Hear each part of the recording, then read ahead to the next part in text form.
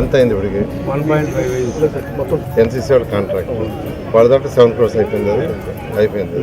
తర్వాత city balance లో 4.5 crores తోటి ఇది పెట్టారు. అంటే కాదు, ఆ 7 crores పెట్టింది ఘాటుకే కదా. అది దానిలో అయిపోయింది. రివర్స్ టెండరింగ్ పిలిచి మళ్ళీ రివర్స్ టెండరింగ్ ఎందుకు పిలిచారు? ఎస్సీ గారు పార్లమెంట్ గారు ఎవరు 2 సార్లు పిలిచిన ఎవరు వేయలేదు సార్. అలా నన్ను పిలిచి పార్లమెంట్ కూడా ఇస్తాం.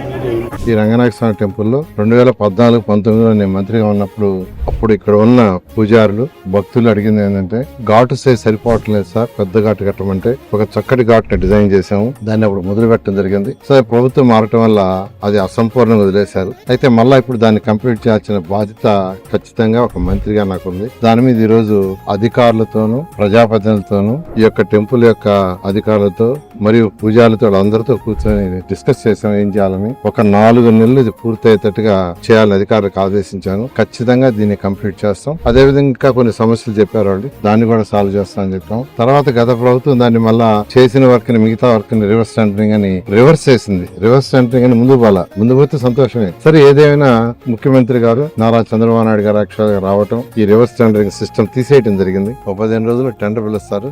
పిలిస్తే 4 నెలలు పూర్తి చేయడం జరుగుతుంది. Thank you.